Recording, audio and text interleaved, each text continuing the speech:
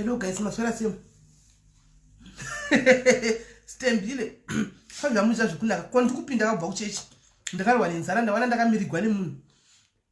Mukadzi ndakamuti zvinondifonera after 3 kana ndabva kuchechi. Saka ndakoti ndichipinda pa chitofona. Zvikanzi live yangu ndashaya ndodini.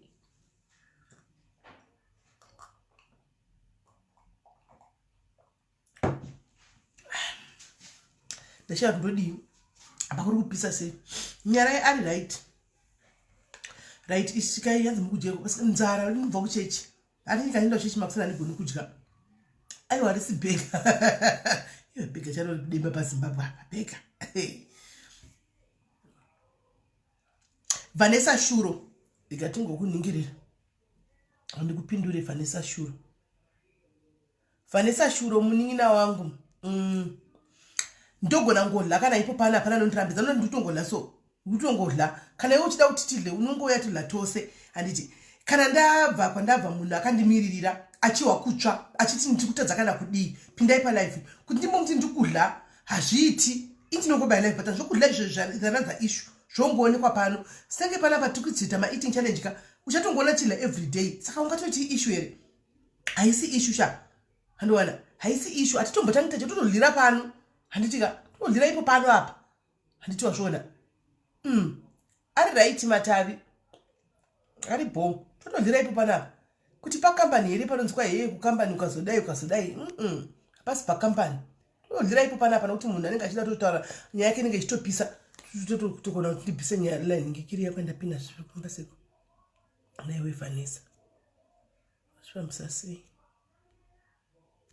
Vanessa una comment yako yakurambira apa Vanessa usadaroso ngoisiya wiripo nondodi right maswera sei wasikana muri sei guys ndine mumwe mwana panapa paangakaita kundimirira kungopinda pagedhi apa nekutofona kudai saka kuti ndichatirega ndimbodai ndinoti hazviiti hanomaona hazvitobudi rega ndichingodi mapinda eri panenge ati ndichangopinda hasina tombodya zvikanzi modlira palive ushu onai kutangura bvira kufona nguva yonai achifana anga achitofana nedirect saka regai ndibve ndangomuedha panapa ndichitodla guys zvokudla izvo hazvinakana basa izvo titongowa nyaya yake letsopa isikuda speaker because handatomboinzwa inini nyaya yacho handatomboinzwa handisitoizivawo totoinzwa tese handisati handina kuinzwa kuseri because handifundira usiku hwese mwana Hello, SIS MELLY. munina uri sei taapa live nezuro usiku waiti ndikutadza kana kudii ndikukonewa kana kuita sei tai live ndikati aiwa ndavata hadi ndizvo ya ndizvo zvemene ndakatadza kuwata usiku hwese ndakadzirwa ndakagara wakadzirwa ugere chii changa chiitika kuti uedzerwa ugere nyaya yacho yakandibate zvine simba inyaya chokutanga ndoti pazuva yemadhairies inini ndiri mudzimai ane makore 34 ndakaroorana nababa ewana baba anono mugore ra2012 ndingagare kuRustenburg ukoko kuChaneni Primary School kwemwedzi 6 then muna December tichobva taende kumba kuZimbabwe tingagara mumasvingo techiroja tichiite zvemabhera murume tichiita zvemabhera ukoko ndakanda nenhumbu mabhera here kana kuti mabhero kutengesa mabhera muchitima muya mumasvingo mabhero yes hembe dzemabhero ma-old cloth alright saka 2013 muna March ndakabva ndapone mwana wangu musikana dangwe anova ndiye nono then tadaro mari yemabhera taiunganidze kuti baba aende kucollege baba akabva aone nzvimbo kuBanda Teachers College muna September 2013 baba ari kufunda nemari yemabhera ini ndachienda kumusika ndaibereke mwana kubve kuri Jeko C kuenda kumusika netsoka every day then baba apedza college apedza ari paTP takabva tabroka zvekutengese bhera zviya ndobva taende paruzevha tingati totenge stand paruzevha takabva tatenge stand yedu munyanyadzi near boarding school St Patrick Mission ndokune stand yedu koko kunyanyadzi mo. Then pa stand ipapo takangowake 2 rooms atina kuplaster takangowake 2 rooms nokuise madhoo nokutogara because tangata broker mutaundi tayatisina mari.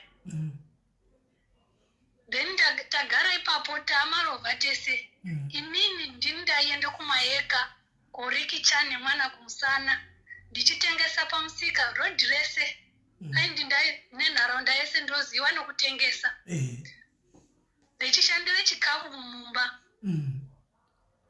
Then boom tamuna 2016 mimba yanga yabata 2017 ndakazobereka muna 2016 muna September mwezi wechiti 17 ndo mandakabare second born anova Tando. Then pa second born iyoyo mwana aine 2 months mwana aine 2 months ndichinayo mumba. Step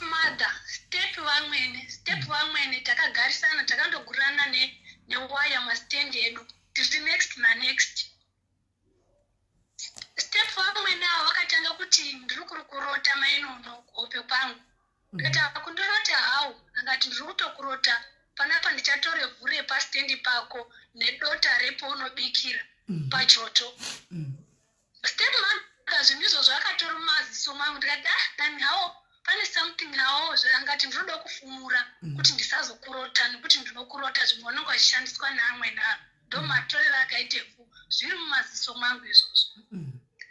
Then mwana paakatotore vhu iroro akaenda nayo kunyanga ane nyanga yawo iri mudunhu iroro echingoshandise vhu iroro echidzoka mwana wakabva atange kuchema iyo 2 months iyoyo. Mwana wakarambe mukaka mwana wakarambe chikafu iyoyo 2 months iyoyo tingati sezvo sababa namai rega timbodini timboende pamaprofita toonoti chii chachemedze mwana. Taenda tiri 2 sababa namai hatizotaure family. Taenda ipapo munhu madzimai angati inhuwa but mwana wenyu chakatsonga kuti ndimukweshe ndongumbomupai mafuta ekuti mwomwisa then kuti mwana apa 3 months ndokuti ndione kuise ruoko mukanwa make. Tikati zvakanaka. Then tadzoka pamba tadzoka mupamba mwana wakabva aite bed to west kuchema. Mwana waichinje kala zvandaiona mumaziso mangu. Mwana waiti angaite yellow angaite green ndodzimana ndochodaidza next door ndochodaidza nawo step mother iwawo ndikati uye muono zviri kuite mwana wangu. Step mother akati ndichauya. Then next door ndiye akakasa kurumba kati mwana wakutochinja uyu endeni mwana kuchipatara. Ndakutorongedze munepo kuti ndiende kuchipatara. Step mother ati pagedhi akati mwana asikuenda kuchipatara. Ndikati waya munoti mwana asikuenda kuchipatara sei because mwana wachinje kala zvimwe zvacho zvoda kuchipatara because kumapamadzimai tatobveko angati nowaye mwana uyu handikwanisi kuti ndiibate because mwana uchiri mudiki saka kumunoti ndiende ekupi zvingazi itosiyai mwana. Amweni akabva atore mwana kumusana pangu atore mwana akati teerai uno tiende kwetinoenda kwetinoziya ndio unozvikona izvi zvevana vadiki. Izonyambisirwa handina kuziya kuti petiri kuenda inyanga step vamwene handina kunge ndambozvifunga kuti inyanga yavo vanga vataurirana here kana kuti handina kuzviziya. Ndakabva ndaenda nemwana iye ari pa2 months techisvike padhoo nyanga iya ingati kwese kwamwaitoenda kwaya kutopedza nguva mwana waizotofira mumaoko mwako ndii ndinozvikona chete panapo. Nyanga iya yakabva yapinda nesumba tanga tiri step vamwene murume wangu neni nekamwana kadiki muhombe wanga asare pamba mumaraini.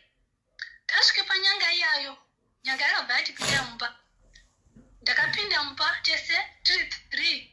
Tapinda mumba ndakabva ndaradzikwe pasi kudaro nyanga yakabva yatore marasha mazimbe ane moto. Mazimbe ane moto. Moto chaiwa ndaitonoti uyu moto. Nyanga yatore mazimbe yakabva yatore ndonga iyi yakadzodze inozi red oil ndonga yakaiswa padumbu pangu. Ndonga dochi. Ndonga chi? Ndonga munoti chikachimbo. Ore kachimbo right. Chimbo. Yes, chimbo dziya dzinonga dzine nyanga dziya. Ndoka vakazora mafuta red oil vakaisa padumbu pako. Yeah. Chimbo iya akaradzike padumbu pangu. Then pamarasha paya ndo pandakazozi muradzikidze musana wake uite direct pamarasha ane moto.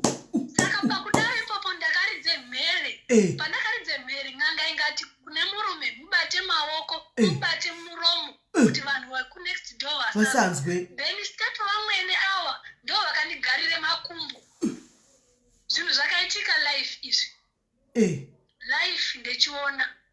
Nyanga iyani ndakatsva musana wese pokuti muzoite video kana mapedza ndimuratidze mavanga ese. Musana wangu wakazare mavanga ega ega. Unogona kuswicha kuvideo izvozvo apa pavanhu vaone? Ko vanozoona musana chete. Unongovhura kumusana chete. Okay. Kumusana chete ngoti furatira uvhure kumusana chete. Bosi atitodiwo kuona zvimwe. Ndaswicha gamuchira chona.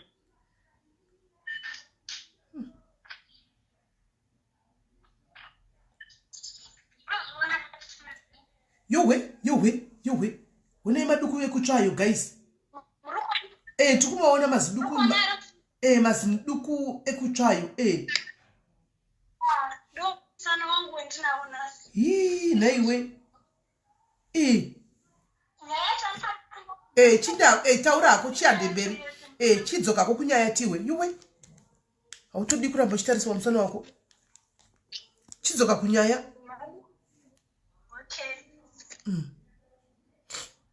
Visa video.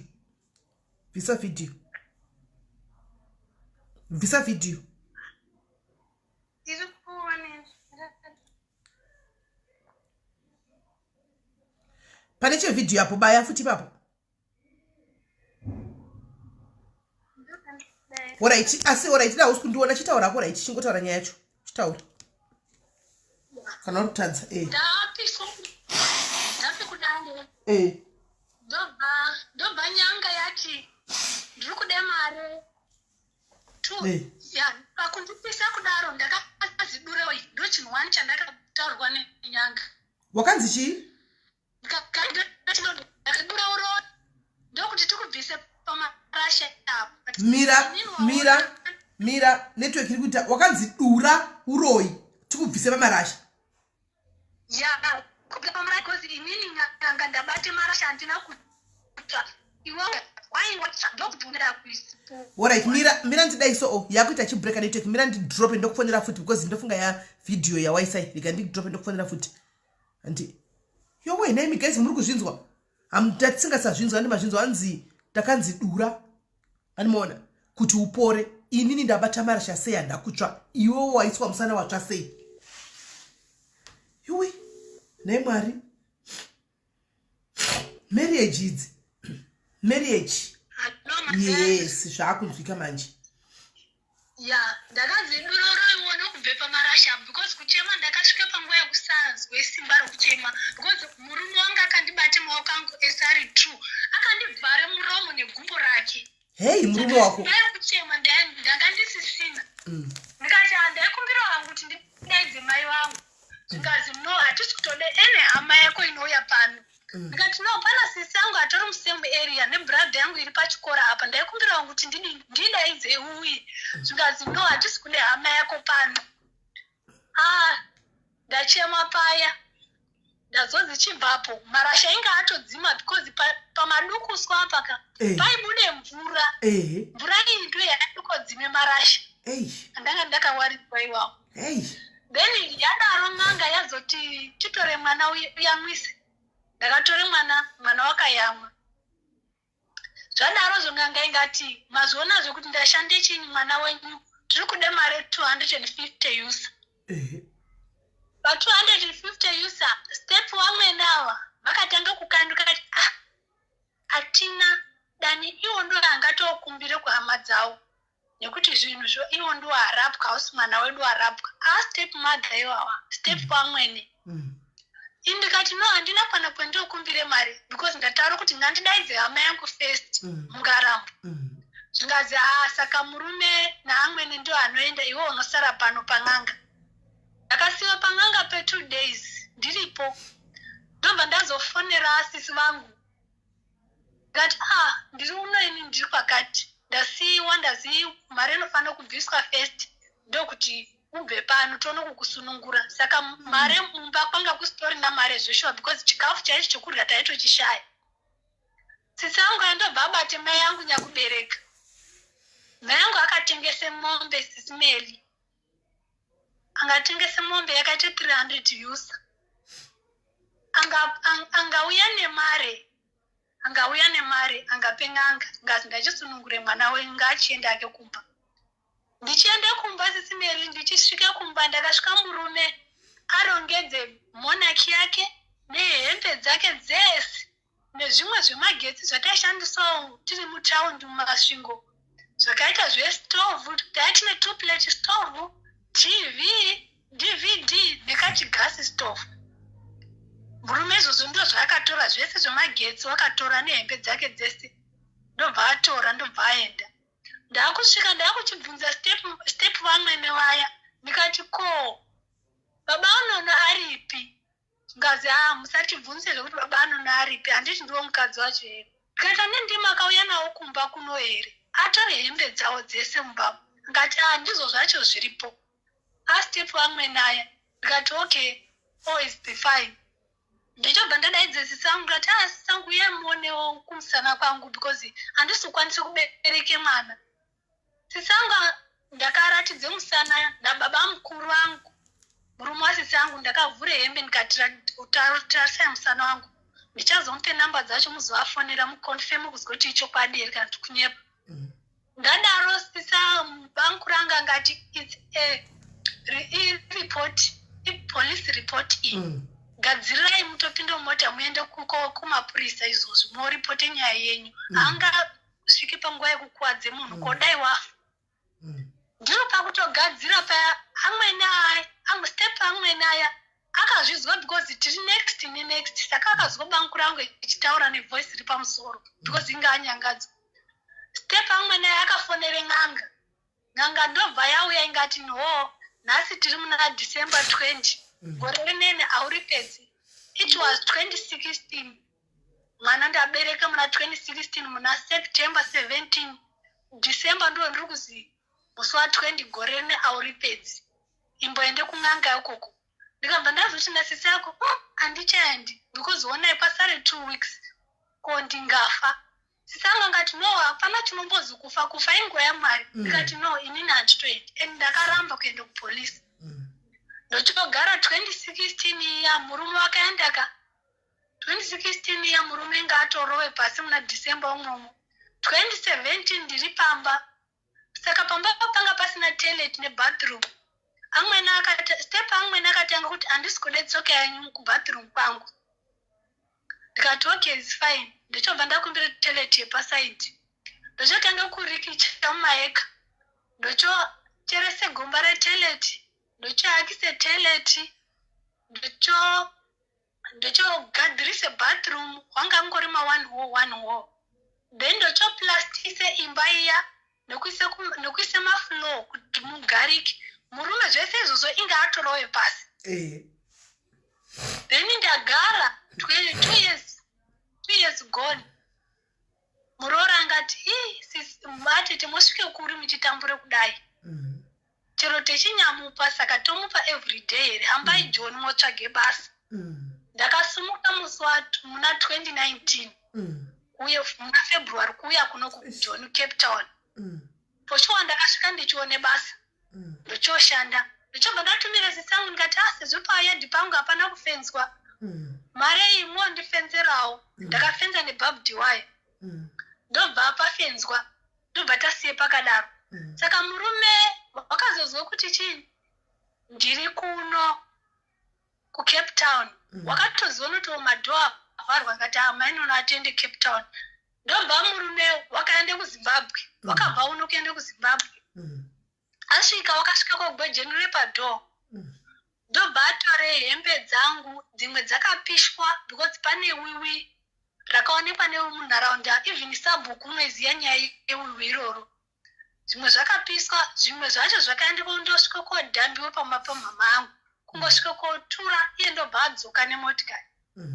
Mama angu haana kutomboona nemunhu wauya nezvidziyo kuti ndiani, akangoona zvidziyo zvaaparuwanze. Mama angu ochotora mumba ochotora ochozviise mumba. It's 2019 ka 2020 2021 2022 now. Murume ukoko kuRustenburg wanga ane umwe mukava wakaroora une small house. Saka inini handina kumbozvitsvaga hangu because inini ndanga ndatotaura kuti upenyu hwangu ndichararamire vana vangu. Nezopamba ndanditine pekuti vana vachagara vakasununguka. Saka last week iyo murume waendese mukadzi pamba pangu.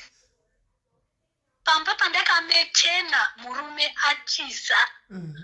Ndo pamba pari kuiswe kobhura ngesmall house. Ndo zvinhu zviri kundirwadza. Ndizvo zvinhu zviri kundipe shungu. Kuti unokorobhe imba yaasina kuvaka. Ndikuzwa kuti dhudhula yayo wakuchiti chitungamidze mukadzi uko kuti iwona anazotera. Ini ndini ndakapashanda imba pamba ipapo. Ndikote mare yepamba ipapo ndini. Ura ndaicherera mabhirinda ndaise zvigubhu 4 ma20 liters 4 mubhara nemwana kumusana kuchere mvura kudzadze drum kumugondi. Chokuta ndaitochere murukowa zvese Pixen ndaichere murukowa. Nhasi uno imba ikorobwa nomwe mukadzi. Ndo zvinhu zviri kundirwadza. Zvorwadza. Saka ndokumbirawo maadvice kune wakambosangana nesituation endinayo kuti unoifambisa sei. Ndongogara here ini ndinda homeless nevana paimba yandakavaka. Murume down the line haasapoti vana, haapi mwana chikafu, haabhadhari maschool fees, haanei nekumbobvunza kuti ko mwana uri sei, mwana uri kupona sei, haanei nazvo. 5 years down the line now asi nditicha munhu une diploma rendakatofirawo kutengesa hembe dzemabhera kuti murume aende kuchikoro. Nhasi uno ndio benefit yandakuona muupenyu hwangu. Right. Guys, munoona vanhu vechirume vari muconversation. Do you see kuti mumwe minyama yenyu inobva kupi? Munoona papa munozoshanda pasina chinoitika. Muine vakadzi vamenyu vamunenge muinawo pasina chinobuda. This lady anotoonekwa achitaura naye kuti she's a hard worker. Anotoonekwa. From the moment she started talking, I believed everything that she said. She's a hard worker mwana ushu. Achichera mvura achidini achiita zvese zvoizvo achiita zvaita kuti vaite life irina nemurume wake kushingirira kuti murume aende kuchikoro kuti azomutsvinyira zvaari kuita izvi. Vamweni vari kupinda muningina. Vamweni varimo munyanyadzi. Namba dzavo ndinadzo asi hawo pa WhatsApp asi namba dzavo ndinadzo. Muchida ndinomupa because kana mabate murume ataure side rake zvinhu zvendinoda zviri pamwoyo pangu. Mukadzi ngaabve pastendi pangu 1 2 ngaatondiripa ndiri mupenyu because every time pendinotarise mawanga ari kumusana misodzi yangu inenge ichierera day. Mukadzi uyu muzimba. Ngaatondiripa. Yes. Hey. Ini ndiro ngaatondiripa zvinhu izvozvo. Nemi madhari ndida kufonera murume wacho. Ndida kufonera murume wacho asi vamwene ndikunyatso kuda kuhawo kuvapawo mashoko angu 3 mana. Vamwene ava munozvionawo sei? Munhu wemukadzi ari kudai umwe mukadzi. Mai vari kudai umwe mwana. Vanhu 2 ivavo ndio vandanga ndinawo kubvira mukutsva zvaiya mumaziso mavo echinditsambira achiti ungabude dho mwana unofa. Ndichishingira zvingazi marasha afani kukupisa tiri kupise bhuri. Ndichishingira ndichitoti handiraramise hangu mwana wangu akuchinje kare because mwana wanga waawe yellow ndichitomutarisa. Right. Saka namba dzacho ndinokupai. Right. Ndingambotanga nekubata murume wako first. Handizivi kuti murume wako chatukwa yakachaita sei handizivi asi zvandafara zvokuti uri muno muRustenburg. Kana wandituka ndochimuindira direct. Ochinondirova. Ndochimufambira mangwana direct. Live and direct ndochinomusvikira paanenge ari kuti ndauya wakandituka zuro chindirova nhasi ndauya pano. uchinyatsondirova nokuti nyaya yandigwadza guys, yandirwadza. Kelly uyo anenge achifona wacho nazvo nari palive obva afona handisi kuti andada kudii. Kelly, I want a charge. Yapano, come here. Buda charge. Ndikuramba ndichingoikata yaramba chingofona. Asi ndiwo mwene wacho nokuti namba yekuZimbabwe. Yesho. Ramba wakadaro tinzoti ndiani. Hello. Hello. Ndiani? Iwe ndimuri kufona kakawanda wana mudatsara nani? Uri muridzi wefoni. Muridzi wefoni ndiari kutaura. Ndimani? Ndiswa Makumbe. Makumbe, okay. Muri sei? Ndipo makadiyeni? Tiripo. Okay, namba dzenyu na Butler.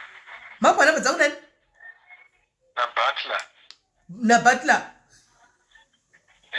Kwai kudii na Butler? Hanza munobatsira. Nyandei? Nyandei?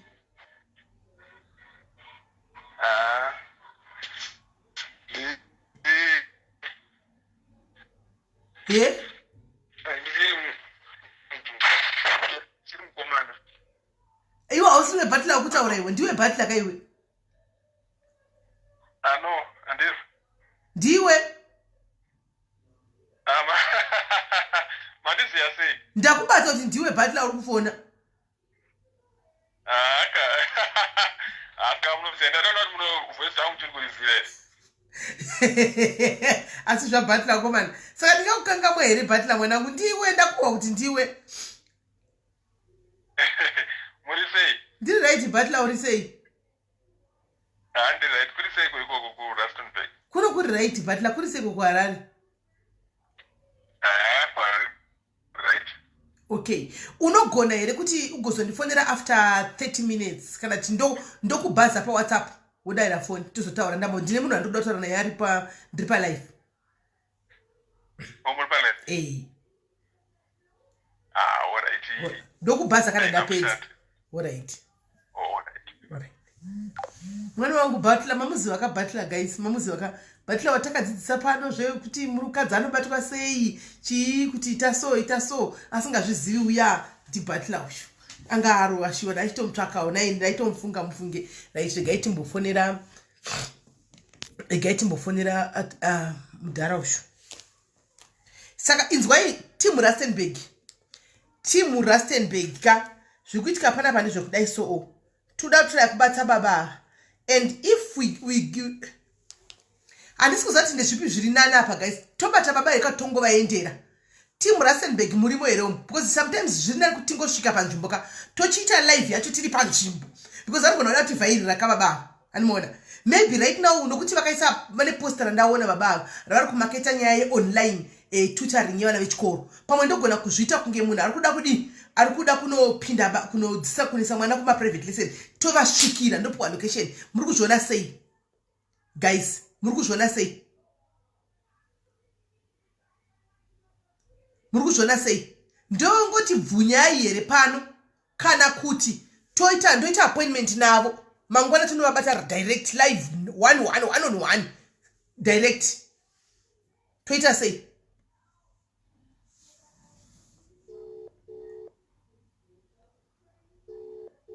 Team Rustenburg muripo here up. Team Rustenburg, if I can get 5 ladies kana 4 kana 3 tinopedza masports. 3 ladies chat tinopedza masports. Muripo here up. 3 ladies. 3 ladies chete vari muRustenburg apa ndakwenda neni tinopedza masports mangwana. Muripo here. Toita sei apa tomufonera here first kuti chibook appointment yekuti tiri kuda kuti mwana auye kuma extra lessons kuti timuwane pekumuwana mangwana, toitaura takamira naye direct kana kuti tomubata pano pafoni.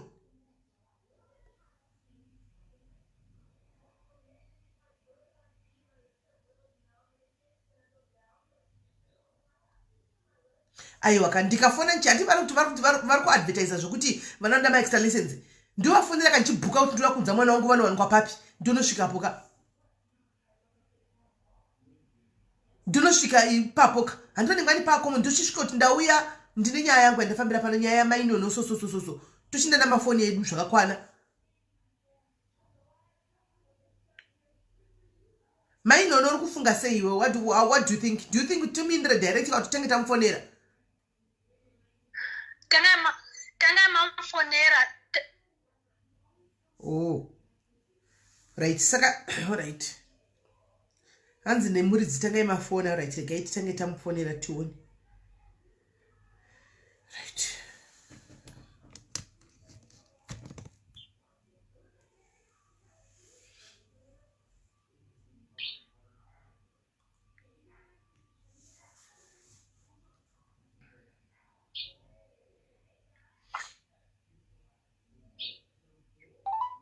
You have reached the voicemail light service. Phone ni yakadzima wani. Ya unenge wadzima because makuseni yamboita ndisati ndabloka koyedza kuma4 ndakanda chithreatenwa ndikati ini ndakutoisa nyaya yangu pa social media ndio ingatondibatsira. Oh, You have reached saka wamungwadza manje foni yakadzimwa wamungwadza foni yadzimwa mira ndimbotsvaga kuti but anodzima foni yake kusvikepi iro riripo paripo basa rake apa pane one number ndo namba yake chete iripo iyoyo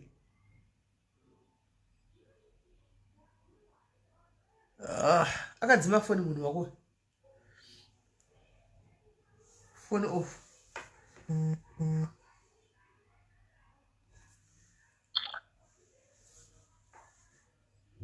mamungwadza dai kumafoma saka munavo vatashu kumafoma amuchitukana naye kuma4 koko ya tangata kungothreatenana manje mairasa manje mairasa because right now tingati tichazowana sei paanogara papa flyer popo pato ne address yacho iyoyo zvese zviripo flyer ndirarini ndira 2020 kai pamakatama ndio iraro kutoshandisa izvozvi haana kutama kana kuti ndomupe namba dzebrother yacho imwe iri ukoko futi zvino ukatipa namba dzebrother iri kuno kuchamuudza kuti uri kutsvagwa asaka ipapa chaite pane namba kana iripo pane namba kungasava pakugume pino tuchisa pamba pacho pane namba iripo kana chinzi anzi anonzani anonzi nisa rake full name rake anonzani anonzi Bonwe Makuze pafacebook iti BN Makuza anonzi BN chete Makuza yes BN Makuza yes are you sure hasi pano pa live hello hasi pano pa live ndichazii dzimwe dzenguva unokwanisa kuuya neghost totadza umuziya iye aripo BN yeah because vakawanda vatoshamsika varipo pano kutoti ko muripo koi ndiripo handimaona yeah panzi kwa amweni aiwa murume ndiyo kuti anga tisi todi guys nyaya ichapisa ini ndotoindako ini kuboiti konkwacho shuti kaenda tinomwana ere naSunday kudai nachitofuka kuti mangwana mandika zuva rebasa panenge akamirira vafundi vadzidzi vake tosvika rigaitinde kumangwana nhasi togona kumushaya mangwana anenge asina choice kozi vana vechikoro vanenge achidzidzisa vaya after totosvika varipo haangatizi vadzidzisi vake okay ane muri kunzwa saka imimi mangwana mogara muripo ndokuudzai kana ndakusimuka ndichinangako tichasvikako kuma2 nokuti vana vechikoro vanobuda zvikoro kuma1 ka vari vamwe vari kunyora nditi saka kuma2-3 ndo patitanga maextra classes ndo patosvikawo ipapo tikaenda makusena team 1 togobhuka leseni seiko guys namba yake haisi kupinda kutongoenda ikoko anita zvemaextra anodzidzisa vana maextra lessons saka kuma 2 taminenda vana vema extra license paya ndo patonosvikawo ipapo. Mangwana nhasi togona kumushaya, nhasi Sunday togona kumushaya, tomubata mangwana vana chinda kuma extra license hapana tangaindepi vana vachiuya kuchikoro. Ndokumasvingo ati aiwa kumasvingo kwaiye kubasa kwataishandira kuchimanimani ndokwenyu kuchimanimani. yes. Okay. Right, saka mangwana guys, this was part 1. Part 2 coming on tomorrow. Ndosati mugara muri online. Part 2 coming on tomorrow. Patinge chinosangana naye murume uyu namai ava varipo vese. Nchameka shanda takura maturuzi angu ose hanimaona kuitira kuti aiwa dofore nyika chenda timuwane ndechekuti vana vechikoro kavanenge vauya havazokwanisi kuvasiya. Vana vechikoro vanotoenda everyday kuma extra lessons. Andi vana kila vanopinda ma extra lessons apa. Saka vanotoka kuchikoro na half 1 2 kuliko vanga chitanga ma extra lessons. Saka tikasvika kuma 2 ma extra azviti kuti atize vana vechikoro. Vanomupa mari azviti. Saka ndo patichamubatira ipapo. Azvigoni nokuti tinobhadhara mari yemwedzi wese ma extra lessons. You pay a month. Haubhadhari per day, you pay for a month. Saka hanga cancel ma extra lessons mangwana azviti. Ago cancel the day before, the day after and the day after azviti.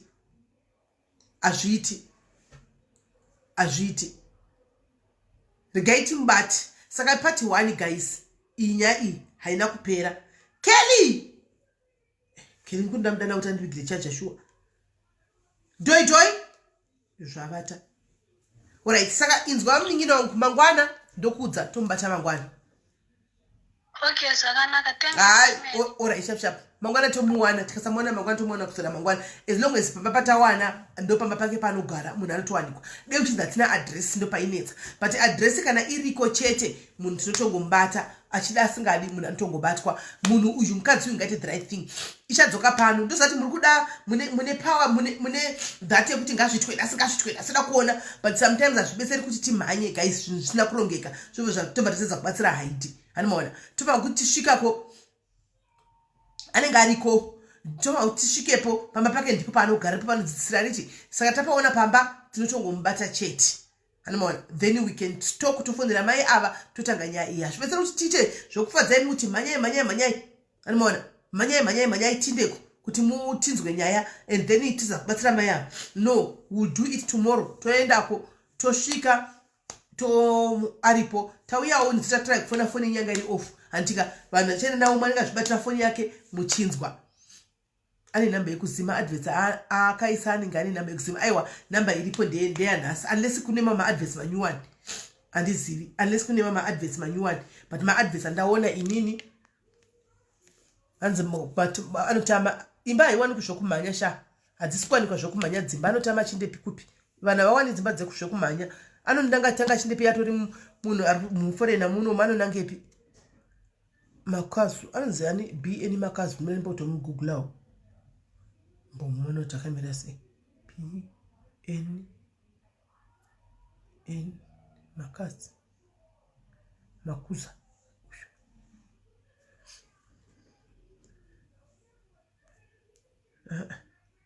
inde imwe nemurume uyu zvari murume musvini kuonoiteko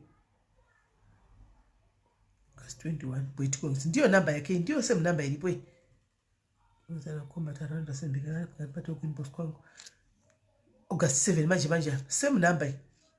I'm looking for a person school tutor or who can teach me Chinese language in Rustenburg. Okay, tune posta here namba dzake ndidzo idzo dzinomboshinja idzi namba dzake ndidzo ndidzo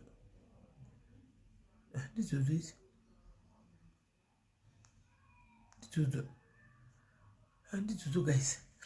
Rabishi yemurume mukadzi washanda mukadzi ashanda vedu we aita zvese ashanda ata zvese iwo murume wangu uya nemwe mukadzi ungoti chipinda yapa tauya pano uku kubwanenze kuroyana kupi zve vanoda kuroyana nanyasha kupi zve kune vanoda kuroyana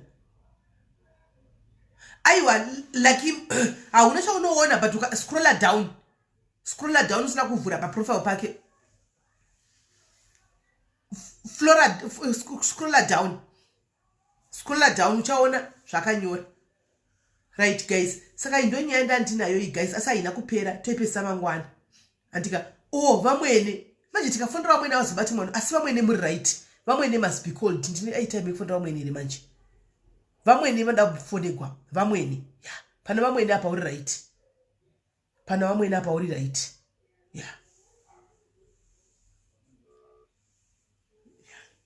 vamwene apa pana vamwene uri right.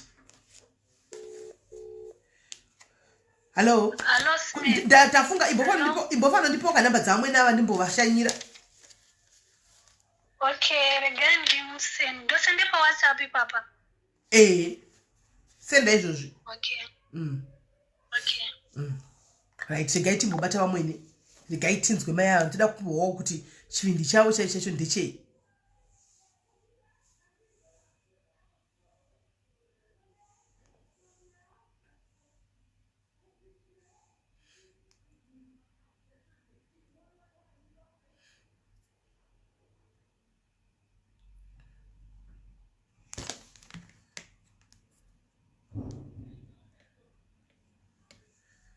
Gaipuwe namba dzavamwene tiwoti vamwene vakuri kudii vanhu musaroyana please muda kuroyanira na social media sure guys musadare right dzauya 263777 muziva uroyiri 77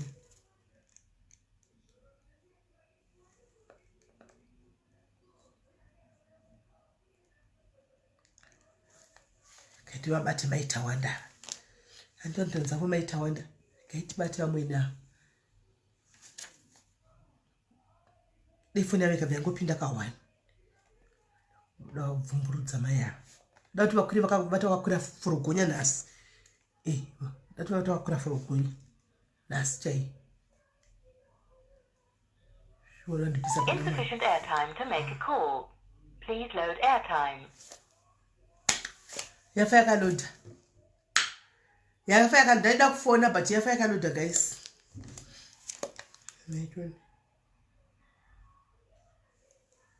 yafa yakaloda ndilechoni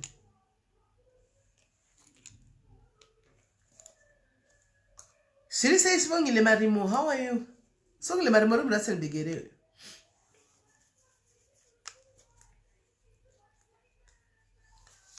mirai ndizvi try mefoni kuti haina ningipireni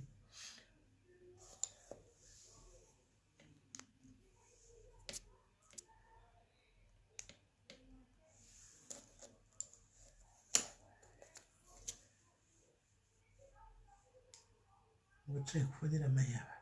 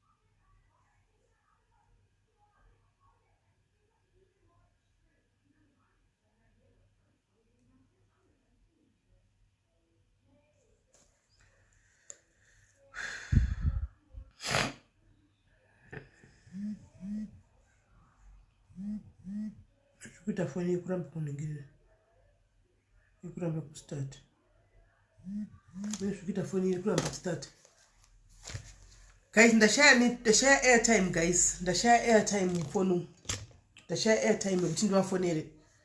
Ndashaya airtime guys, yafa yakaloda. Hamuna airtime, ndafunga kuti mune airtime. Hamuna airtime. Hamuna airtime guys.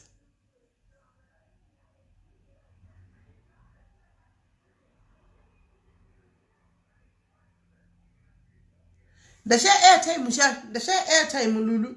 Airtime is gone. I don't have airtime now. And not airtime.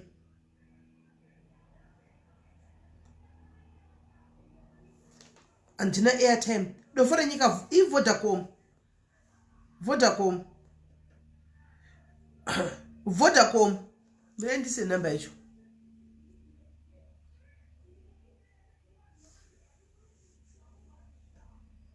Mina try ifoni yeta on to. Tenga ndiburi siri were. Tinkata inawo airtime.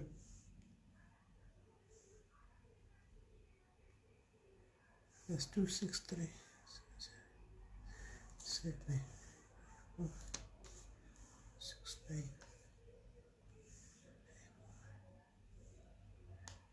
This will put kamari kuti phone to. You have reached your call limit. Please recharge your account before attempting any. Again, you could say number. Sharamba. Shock the phone says Nagana send. And it's to tell what you in marry.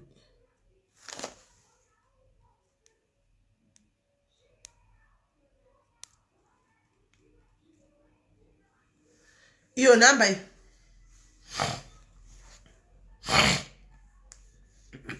And WhatsApp call. But is him number kai.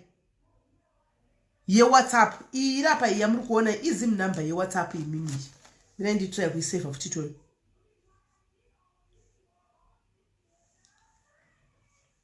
Plus 263 7 8 0 8 3 1 0 5.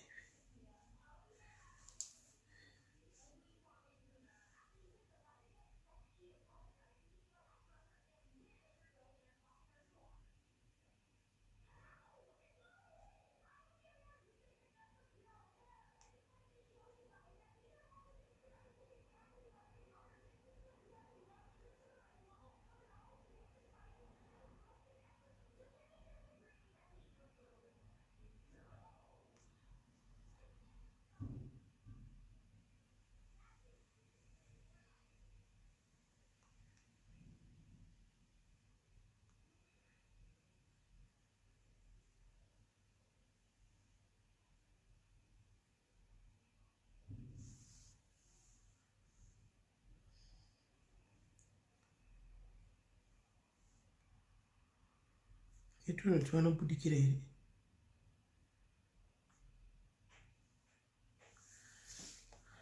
My airtime, guys.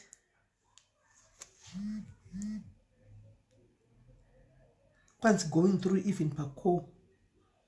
Yeku Zimbabwe lili. Alright, I'm return. Teacher.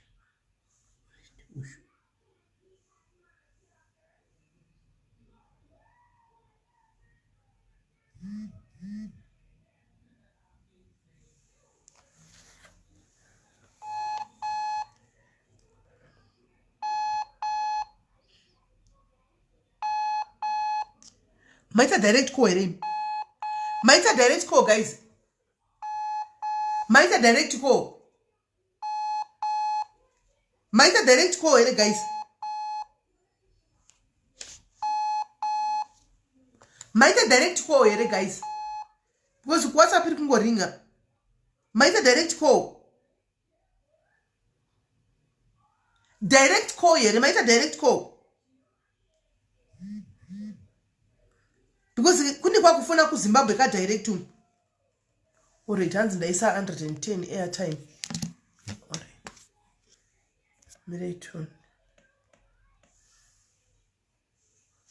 Miraiton.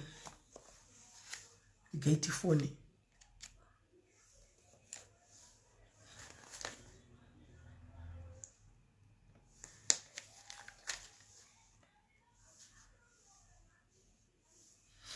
When we say our airtime, guys, because Mbapo chose you are fast airtime. Chose you are fast airtime. It's our airtime, mama, guys. It's our airtime.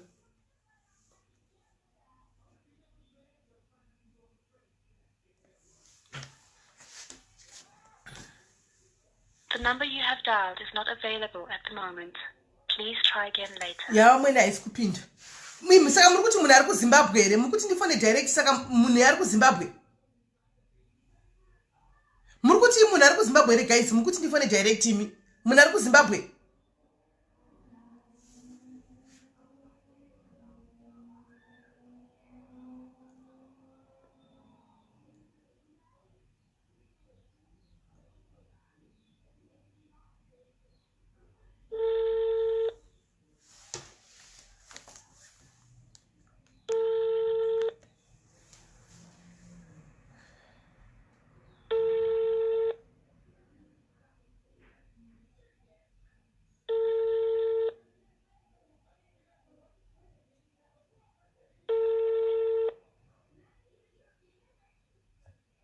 Long this is Corano.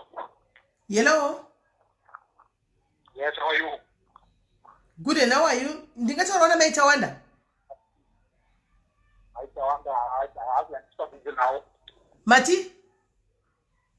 I have to do the bandiani kuyu. What's padhuze nemi? Okay, ndafunga ndari padhuze. Aiwa ndinoita maitembo. Ndikufana ndiku South Africa. Saka ndingawabata papi? Maita wanda ndiani wenyu? Ndiva tete vangu. Ndingawabata papi maita wanda? Handina mari yakawanda hanzvadzi. Alright, ngatiti after 1 hour. 1 hour? Yeah. Alright, pakanaka. Maita basi. Kana uti pa WhatsApp nchazokuti wataurire pa WhatsApp. Pa namba iyoyi? Pa namba iyoyo. Alright, pakanaka. Maita basi. Uda zvundu chata neni ndikutsvaka maita wanda fast panapa. Uda zvundu naini nekuti zvekuita nyaya neni ndichitsvagana namai apa. Mati yekuZimbabwe iri kuita guys. Pa WhatsApp ndikutsvaka kumufonera wani pa apa asi kudaira.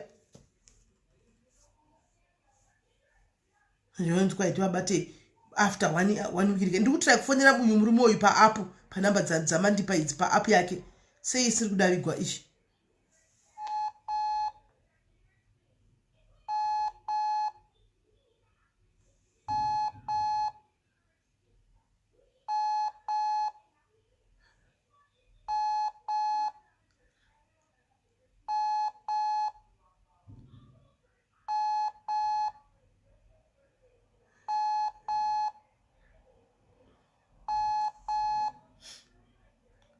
Thank you, Liana Mpiwa. Thank you. Guys, haisi kupinda hii.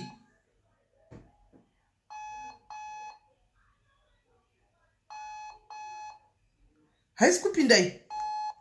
Natomsave, amaiona. Natomsave ini. Haisi kupinda hii. Iri ngoti calling. Yevamwene yacho ndo yadavigwa nababa vaya. Vamwene vanenge vasina foni iri kudavigwa nababa. Mai ndodiko. Ndodi. Murumeri. Ndaimbotitry futi. Tuone.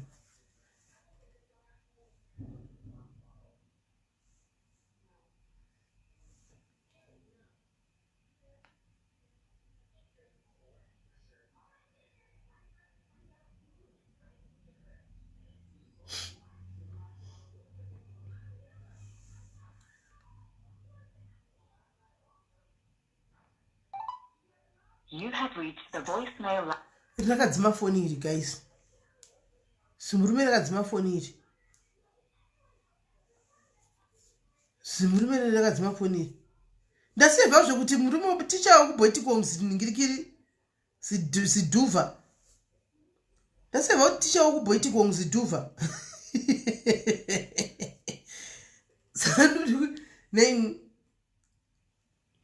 Saka ndodi apa ticha haasi kubatika guys. Ticha haasi kubatika.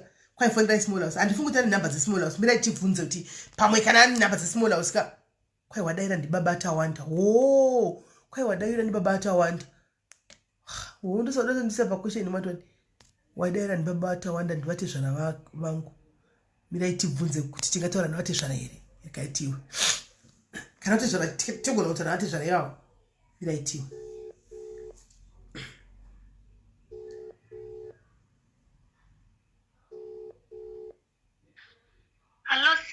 ko namba dziri kunzi kwaidze kuZimbabwe dziri kuita idzo direct ko zviri kufamba sei akaenda kuZimbabwe munhu saka kutoti vari vese pamba ipapo because saka mira ndifone namba dzataugwa idzi mira ndifone namba dzataugwa dzekuZimbabwe idzi kubabata wanda vari kutodaira foni havari kuziva nyaya yako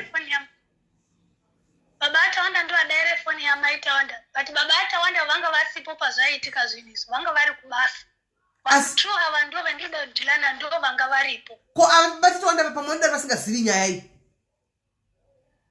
babata wanda vanoiziya briefly nekuzoudzwa nemudzimai wavo but chinhu chese everything what happened vanga vasipo vakadya zvekuzoudzirwa pamusoro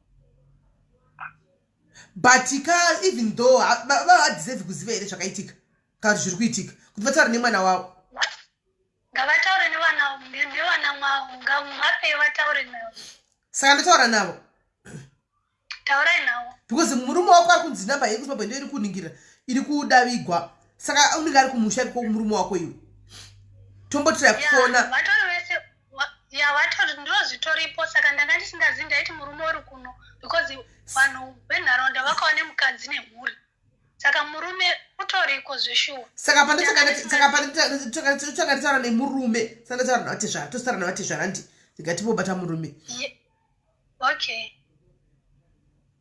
kwanza auya kuinbox kwangu bn ndabvunza kuti muripi paposti yemaextra license apindura kuti chii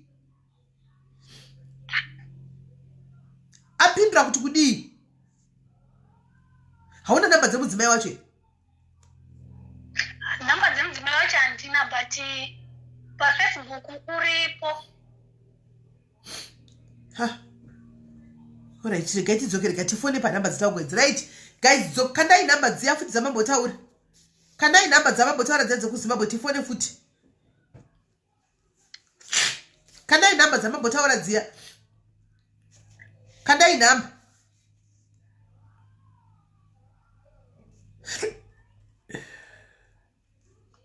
kandai nhamba futi dzekuZimbabwe dzamukuti dziri kupinda tione dzokorodzai kana nhamba tione dzokorodzai nhamba dzokorodzai nhamba guys dzokorodzai nhamba dzamambotaura kuti dziri pafacebook dzekuZimbabwe ndidzifone direct tione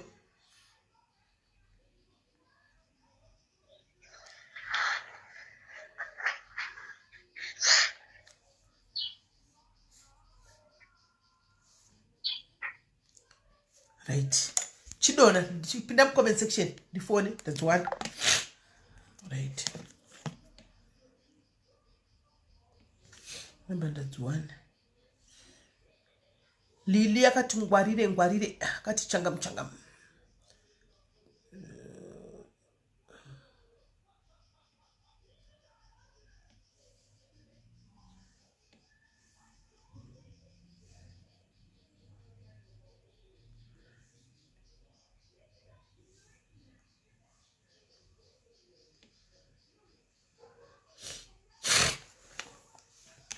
The subscriber you have dialed is not available at guys present. haisi kupinda mati yekuZimbabwe iri kupinda namba iyi haisi kupinda iyi ndiri kuifona iyi kuZimbabwe haisi kupinda iyi izvo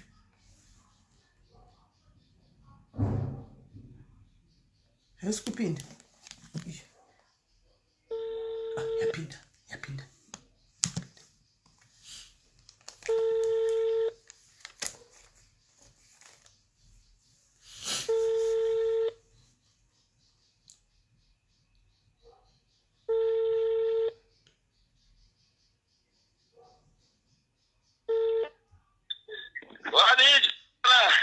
makadiko tiripo makadizve imi tiripo ndikutaura babanono babani babanono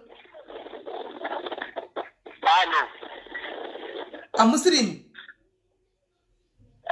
ndisini bandiani ari kutaura muri kutaura naadvocate gweshai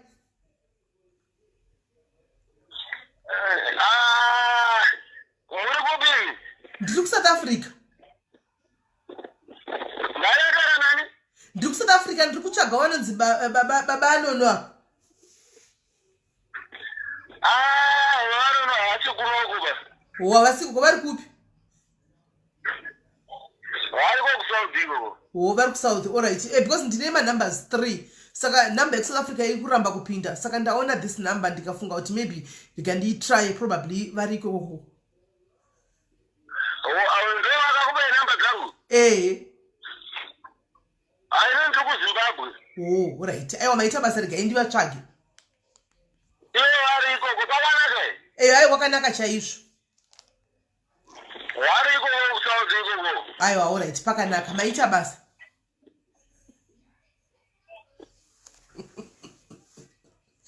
Baba no north south guys. Baba no north south. Baba no north south guys. Baba no north south. Namba yavo ndiyo iya. Namba yavo ndiyo vati vachifundisirwa na maini na. Saka vachadai vadzima foni. Vati vachifundisirwa na maini nani mauchikwenda tukana kuma 4. Saka ndopa vadzima foni. Ha? Jo advocate gwesha idwa batira pa iku baba mnina. Baba nuna. The only solution yasara ndiye kuti chindako. Kwa tufonera baba atawanda. Tufonera baba wacho. Kaiti bati baba wacho. Kaiti mbufonera baba wacho tuone. Ndo ndifunza mfunzo baba.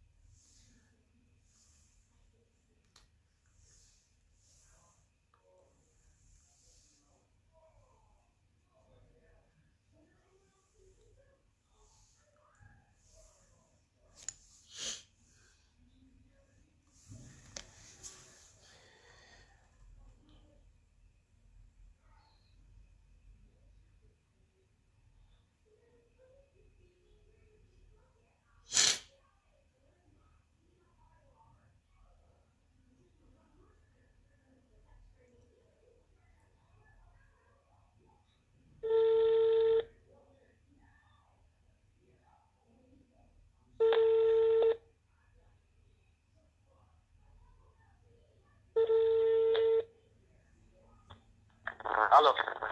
Tadzoka zvakare mkwasha.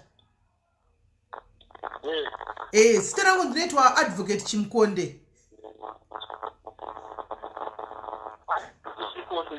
Advocate Chimkonde. Ndiri kufona ndiri kuSouth Africa ndiri activist we human rights lawyer.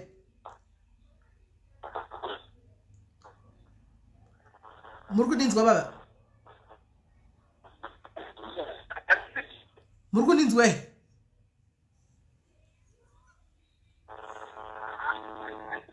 Hello? Yes, Laurenti. Ndine nyaya iri muma offices medu kunoku. Handisi kuziva. Yes, indangozofila kuti sezvo yauya kwandiri apa ku office kwedu asi iri yemunhu akaripota muzimba. Rega ndimbotsvaga manamba timbotaura pachedu nechishona. Timbonyatsotange tanzwisana kana tazoramba kunzwisana tozoindisa mberi nyaya ishi. Ndine mukadzi akauya kunokuku.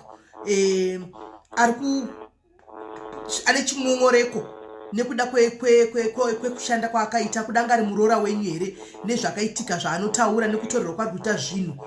Handisi kuziva kuti nyaya iyi munoizivawo here. Ati anonzi Mainono.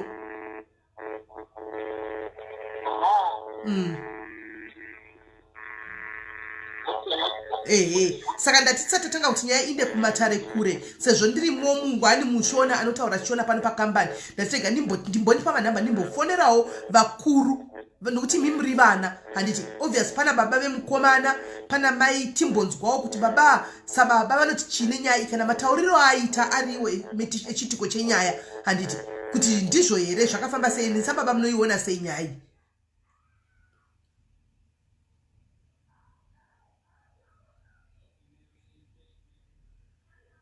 Hello? Hello? Hello? Hello? Muri kundinzwa? Network.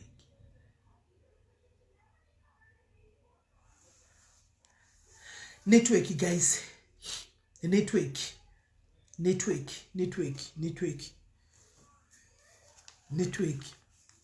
gainditrai kufona futi havana kutiza varipo network.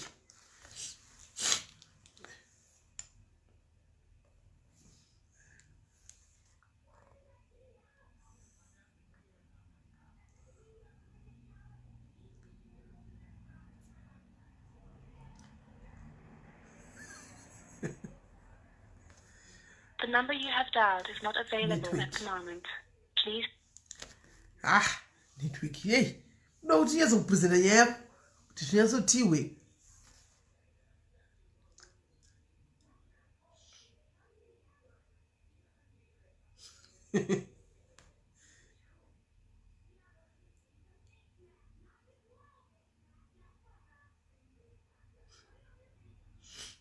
The number you have dialed is not available at the moment. Havana kutiza nokuti vanga varipo. Aiwa chimukonde aiwa ndo zita racho.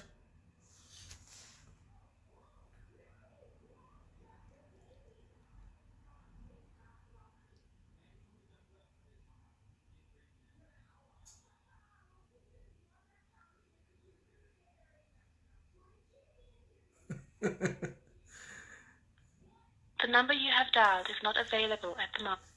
Yakawa network guys yafa yakaloda guys. Yafa yakaloda network yavo baba vaisi kutoita. Zvotongoita guys katatongotaimira kwai uri kuno ani mazviwa. Kwai uri kuno baba nhingi nono. Kutoenda kumangwana. Saka ndimbotsvaga faira rangu mangwana rekuisa mapepa asina basa risa mapepa angu asina basa mufaira. Ndimbobata faira rangu ndonangako. Kokoko. Semunhu anenge ari pabasa. Animaona tononota ufa. Animashona. So guys, stay tuned. This was part 1. Andika besides ndaiwa rudo ndazvozviona but ndisina kudzwa chairo kutanga saka ndichapiwa first name second name kuti ndiwane kufambisa nyaya zvakanaka. Animaona. Saka ndasa ndavhunza kandisa ndazongomanya ndaza ndotaura kana baba apa. Havakurumidzi dai anga ari munhu akacheka mbachamunzwa ndi hakuna zita rakadaro vanonzi ndo pandaistakira ipapo ndaijema ipapo. Animaona. But anyway, tokontinya mangwana ndave ne full information news. Hello? Mushe kanjani? Baba vauya ku-inbox kwangu ndakomenda papiki papost yavo ema-extradition saka vaya ku-inbox ndavakumbira nhamba dzati ndokumbirawo nhamba dzekufona saka nhamba dzachona ndokudaidzira here izvo zvisavandipa ku-inbox dzakasiyana dzakachifona usadaidzira kanda muwhatsapp imomo panhamba pawhatsapp panhamba idzodzi good wapuwa dzimwe nhamba very good uyu akangwara ndokunonzi kungwara uyu ndokunonzi kungwara kwanzi musadza aiwa ndida kubva zvinai ndanobika kana ikimu ndida kunobika pana avapo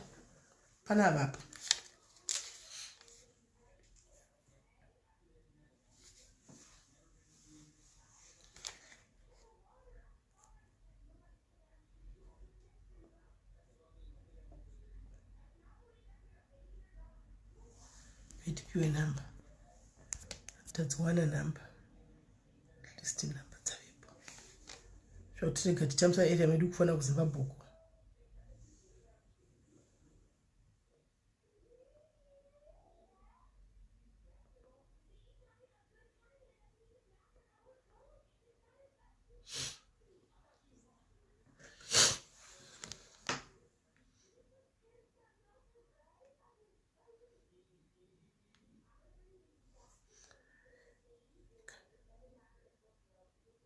gaitimirire namba gaitimirire namba dzake tichitangidza namba dzawanikwa gaitimirire namba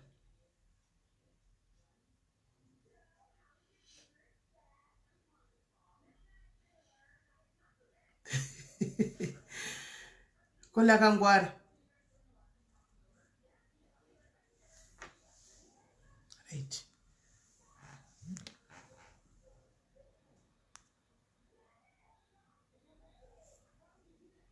sauya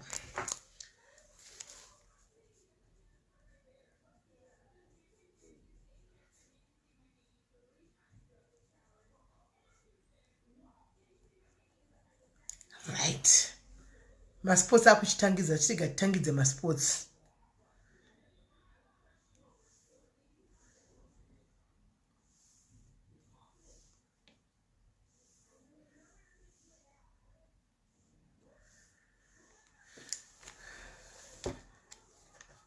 Welcome to voicemail. Please leave a voice or fax message.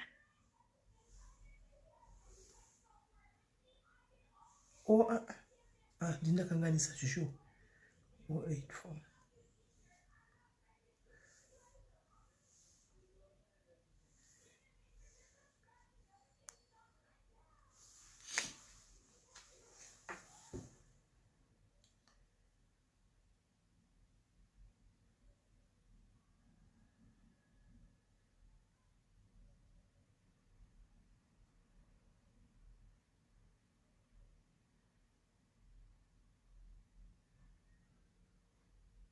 Welcome to voicemail. Please leave a voice or fax message. Arombozama kuita sei baba?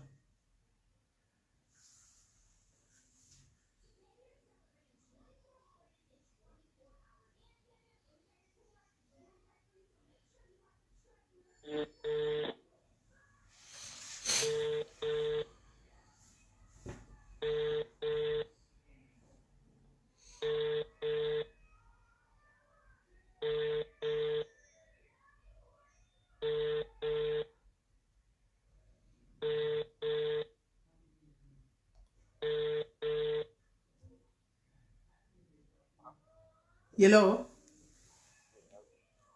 Magadien. Ishi andisiyaza kunzwa phone yenyu ina volume nogona kupinza volume bijana. Hello. Muri kunyatsa ndinzwa. Patina ndisiyaza kunzwa idho. All right. Gaitise moko magadiko mkwambo. Ina Muri kutaura na SIS MELLY, vanonzi SIS MELLY diaries. Na SIS MELLY diaries. Vanogara vari muRustenburg muno. Ndiye kuZimbabwe. Ndinogara muno muRustenburg. Matichiko muri kubvunza kuti kudiko? Ndati ndinonzi SIS MELLY diaries ndogara muno muRustenburg pasafari apa. Hamumuzivi. Okay, munozotsvaga yenyu kuti anoita nezvei munozotsvaga. Aiwa ndikutaura nemi zvakanaka kanzvadza nditi nokuti tikazowirana panzvimbo achizonakidza nditi. Ndikazoya boitikongo achizonakidza saka inini ndikakupaiwo respect yekuti ndakuvinga imi nezvakanaka. Handika tauraiwo nenimi nezvakanaka. Abva akata. Uyanda kungoindigwa guys. Uyanda kuindigwa. Ari rudo ada kuindigwa pa ground usho. Uyanda kuindigwa. Uyanda kuindigwa.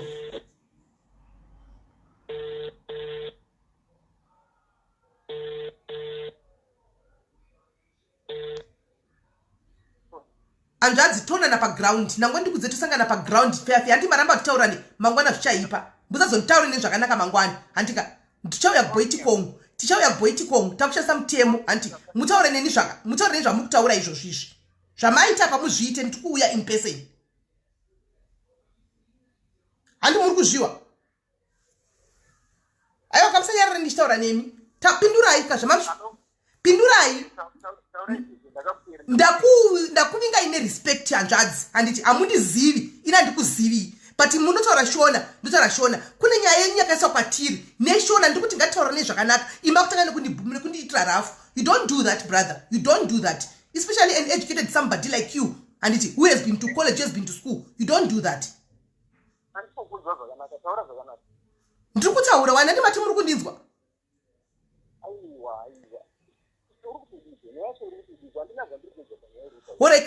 Kana pasa chamuri kunzwa pakanaka chirega tigozosangana in person tigozotaura nokuti ndofunga musinyazondinzwa ndokunga network kuti foni yenyu yakafa. Nyaya yandiri kuya nayo ndeya ex-wife yenyu. Ex-wife yenyu. Ime hanzvadzi muri kuziva zvamakaita kuti makavaka imba yenyu nemudzimai wenyu kana mata maripotero akaita kuno kuchiri chokwadi kuti akavaka imba nemi muchitambura mese kubva from day one. Iko zvino matora imba ine chisimba mukasiya mutemo haubvumi zvamuri kuita izvanzvadzi. Nandataura pane zvakanaka sata involva mutemo pakati. But mukanitira rudhu majeka hazvichanakidzi. Hazvichaita kuzokupai mapepa mukaita zvinhu zvisiri izvo. Tikuda tisolve nyaya imi nezvakanaka.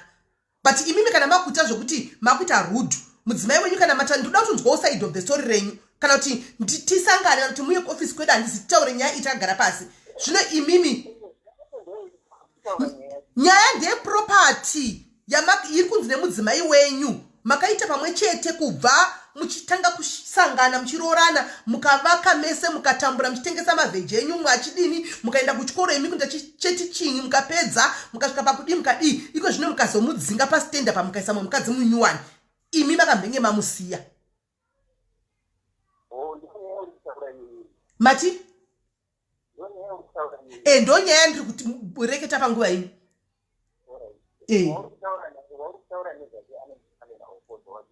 mati anozani pamela anonzi pamela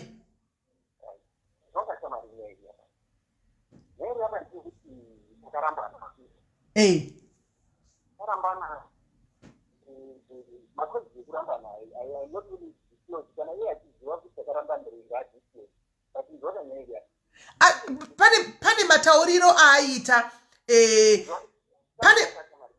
pane matauriro aaita ekutaura kwenyaya yenyu ekuti panenge pakabuda kunzi akaakuizwa uroyi because akauya neevidence yekutsva kwakaita musana wese vachiti akagadzikwa pamazimbe pamai makamubata imimi makumbo nastep mother venyu makamutsikirira muchiti pari kubviswa shaviro uroyi kana zvirizvo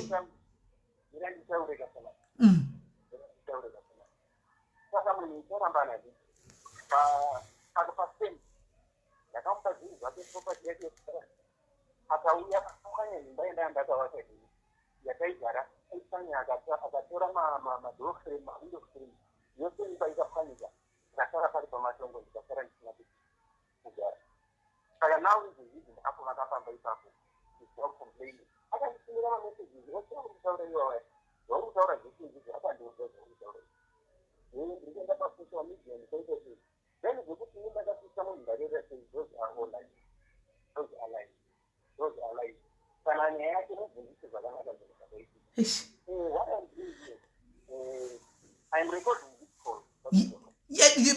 Maita zvakanaka because our phone calls, my phone calls are also recorded. It's a recorded phone call. Yes. So,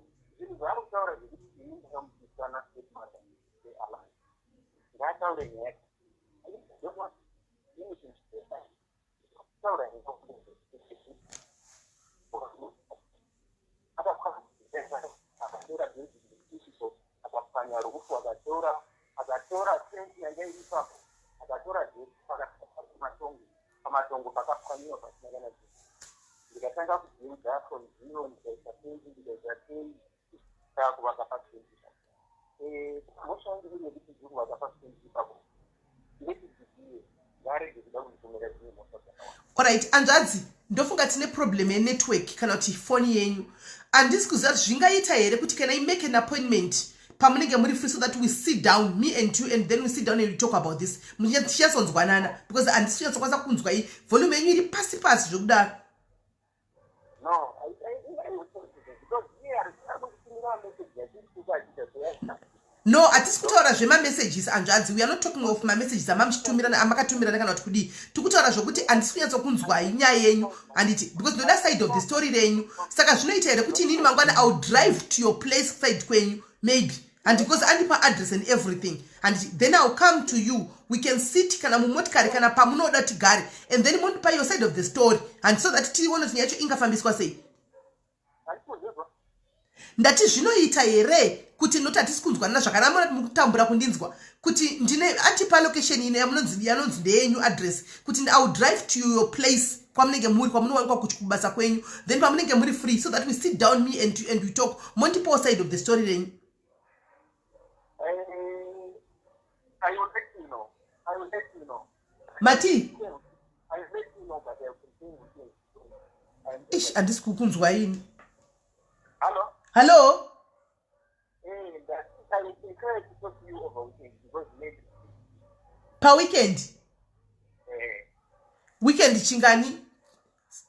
Because normally I understand my weekends, but I can make exceptional though. Weekend understand. What about if you make it on Thursday? Thursday, if you can make it Thursday, maybe after 3. Not for near. Oh. Alright, saka ndichakufonera and then ndonzwa kuti muri papi ndouya ipapo. Alright, pakanaka. Guys, napachana ndichimbonzwa ini. Hapana chendanzwa. Asi kuti angoti kwai weekend. Time yacho ndaenda mubata haichaiti, ona ikwasviba hazvichaiti, ndotsvaga neaddress this time hazvichaiti. Saka zvari kuti indomubata pakati pevhiki. Ndomupresa. Guys, nasa hazvichaiti dofore nyika zviti. Ndomubata pakati pevhiki apa any day ndominda nokuti weekend yakutaura hazviiti ngana ikatadza kuenda kwachapresa nenyaya yemudharaunda hazviiti. Asi ndangonzwa kuti akatora zvinhu madoframe chii anonyanya namunyanzo kuihwisisa ini. Amen. Ndangwanyaya madoframe kudii. Ameno. Saka kenimbofonera mukadzi tihonya indangooma mazviwa pane pamawa guys ndangoti kwa yakatora madoframe chii tikazoramba nakudii. Ameno zvanga chitaura zviwa ini. Zvanga chitaura murume. Anda kusvigwa paground ataura nyaya yake paground. Aiwa ati inini ndimfonere. Plus azvinetsi address ndaanayo. Ndongosvika. Address ndaanayo. Ndikanyatsa kupfeka zvakanaka nechisa social work and nechibag changu mutamba imi. Hello, murume wako wamuwa inda nanyatsa wamudzwa murume wako. Ndamudzwa ndinotora sei madoframe ini ndakabve kumba 2019 up to now andisati ndaenda kumusha. Ndiyo wakatosara ichitora iye. Ndiyo unoziye kwaakamaisa. Hanzi musha wanga wawa dombo. 2019. Kwa musha wanga wawa dombo wakatora zvinhu zvose pamusha pakasara pasina chinhu. Kunonyapa ndakabve kumba 2019. Handina kumbodzoka. Zvidziyo mubhedha nemachira ndiyo akaende kusvika kodhamba.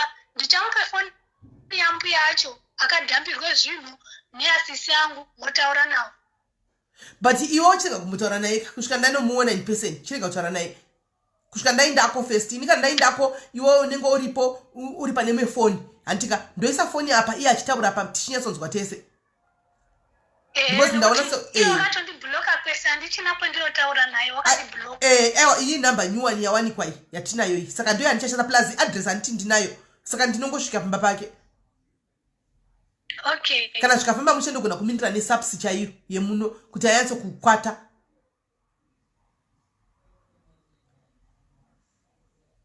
Hello, ndiri kumuzwa. Saka alright, stay tuned. Saka ndichikufonera pakati ndokuudza kana ndoendako iwo gara uri pachena. Okay, iribo. Alright, sharp. Right. You guys, I believe mukadzi still. Ndakangomira nemukadzi ushu. Mukadzi nyaya yake iri constant from the way to go. Animaona. But anyway, chiregai ndigodzifambira nyaya idzi. Regai ndigodzifambira nyaya idzi. Maybe tanitoifamba tose. Tichofamba tose. Regai tidzifambire nyaya idzi paground. Zvanaka nokuti haasi kureka uri muno mekuti ndoinda. Animaona. Ndosvika apo. Saka haasi kure. Saka ndosvika mangwana azviiti. Yeah. Asi uri right. Mangwana ndogona ngosvika po guys. Ati the weekend istosvika mangwana. Yeah, good. Yeah. Isi mangwana guys, mimi mogara muri stay tuned tomorrow. Iya after weekend ini mangwana tse ikoko ndiri pabasa kai. Ndiri pabasa nebhuku rangu faira rangu ndakatobata faira rangu ndakatoda faira rangu chinyora manotsi mubhuku. Mangwana ndiriko. Mangwana I will be there. Iya titi weekend hakuna zva weekend guys. Hakuna zva weekend. Achimirira weekend guys, isi mangwana tse tukusvika. Mangwana tukusvika. Tukusvika botiri team. Hanzi said you no ati mondifonera ati unondifonera vana vandofunga vanchurudzi chekwa vanoti uno kwanzi unondifonera wonzwa kuti ndenge ndiri papi ndicho zvataura ati unondifonera saka chirega ndinde kunobika mangwana tukuenda tese guys mangwana tukuenda party 2 yenyaya yaina kupera we are going there again tomorrow anditika mangwana saka guys ndokubatai nebhuku rangu rekunyora manotsi ifaire bhuku rangu rekunyora manotsi zvinhu zvinenge zvitika kune chinyora kamanotsi waita sezvewe kazunga faira iroro project iproject kai inoda unyogwa manotsi iyoyi saka pane pakatoipa so guys morara zvakanaka nditika morara zvakanaka mwana kuitire zvakanaka. God bless you. Dofore nyika ndeitobika. Love you guys. ndimi munese.